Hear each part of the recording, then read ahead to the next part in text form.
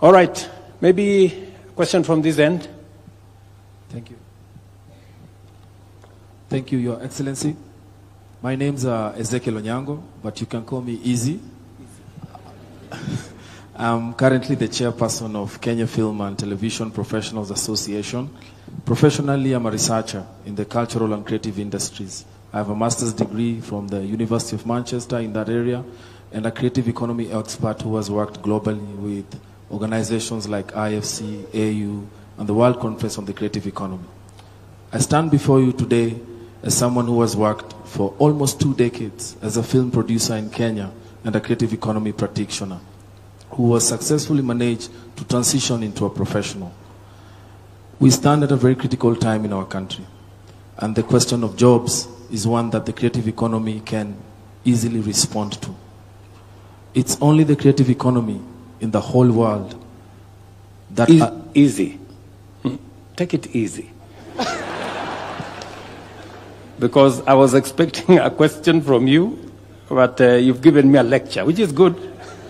Because from Manchester, it's good to get some experience. But can you make it brief? The sweet spot is always in the context, and I have learned from watching the way you have contextualized the conversation today. So I only thought it would be fair for me to put some context before my question, if you allow me, sir. Thank you.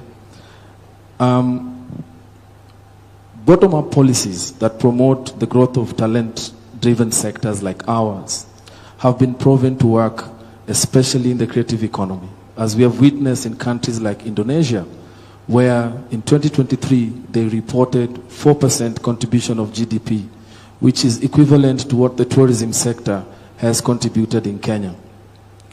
While we appreciate the bottom-up strategy that you have, that has given us the State Department for Youth and Creative Economy, we as the creative industry experts feel like there is a tension where there is a bottom-up strategy but a top-down approach in implementation, where the industry has been left out, and that has left the State Department with systemic inefficiencies, and 2 years in, we are yet to even have a roadmap or a plan of how we can fix our systemic challenges. Before my question, I'll say to you 3 important areas that we need to address urgently as a country for the creative economy to respond. Number 1 is outdated policy frameworks, the case of old laws trying to tackle new problems. Number 2 is intellectual property. To every creative person, that is our title deed. That is our bargaining power. When IP is not protected, then we have nothing. And number 3 is the problem of piracy, the small endemic that has injured Kenya and no one speaks about. I can be able to demonstrate that in one financial year, Kenya loses close to 92 billion shillings because of piracy, both to government and industry. To my question, how does your administration plan, through the State Department, to resolve these issues inclusively, decisively, and set up a ground where these creative economies can grow and respond to job creation? Why I ask this question is, if we are not careful, there will come a time very soon where all the commerce that happens in the creative industry will happen overseas. Production will happen locally, consumption will happen locally, but the platforms in which we do our commerce will all be abroad. So what strategies can we put in place to ensure that creative technologies are integrated in the better plan to respond to IP challenges, the problem of piracy, and the problem of outdated policy frameworks? Thank you, sir. Thank you very much, my good friend. I don't have the people from the youth department here, but let me just mention to you that the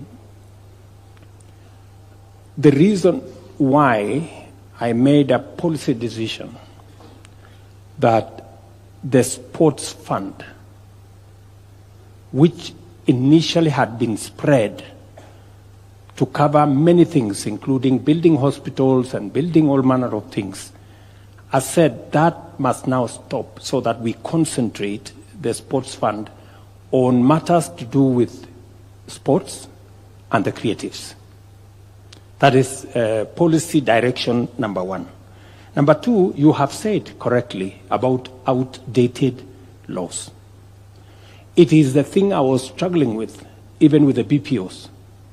And it is the reason why on Wednesday, we will be signing off to change the law in the employment space around the BPOs. And I agree with you that outdated laws have created a big problem for us.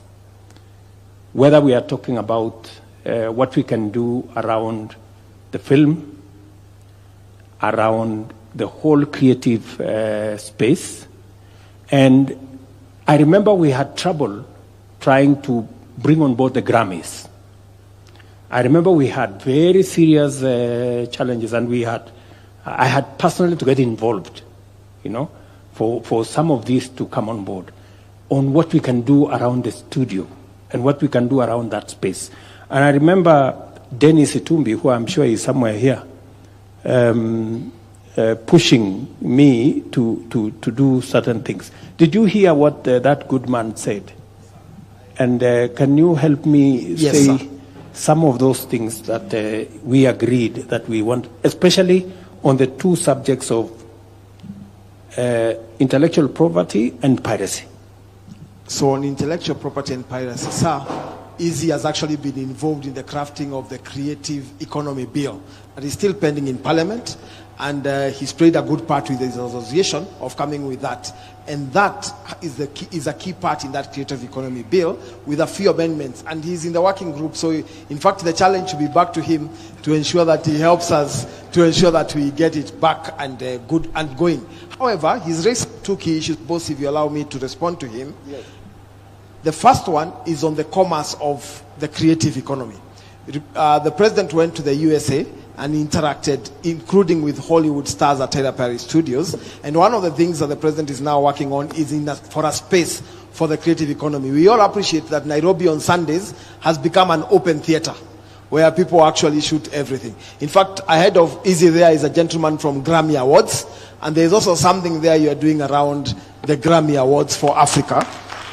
And you have actually instructed the State Department to pay so that then the Grammy Awards can be hosted in Kenya. There are a few things to unlock, and this gentleman has an appointment with you this week to unlock that part. So on that part of commerce, we are not only interested, but we are actively playing a part on it. Finally, the president has already given instructions, and I've written to you a letter from our Office of Creative Economic Coordination for us to begin bidding for the World Creative Economy Conference in 2027 to become the first African country to bring the world sector here, because that will unlock the entire creative economy. Thank you very much. Let me help you, Dennis. Actually, the money for Grammys we already paid. We are not about to pay.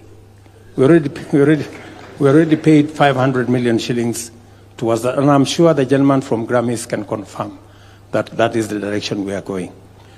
And so I think back to you, the motions are going through in Parliament.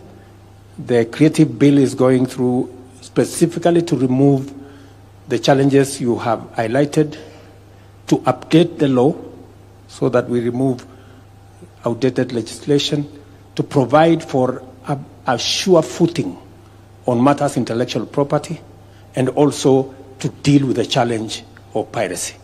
And we couldn't agree with you more. And thank you very much, Easy, for being part of the solution. By offering your knowledge and expertise to support the development of the bill, that is how we manage to solve problems. Thank you very much. Now, we got lost. We were still on Hustler Fund. We now went to, can I take another 3 questions on Hustler Fund, and then we can move to the jobs? I have a gentleman there, and then I have a lady here.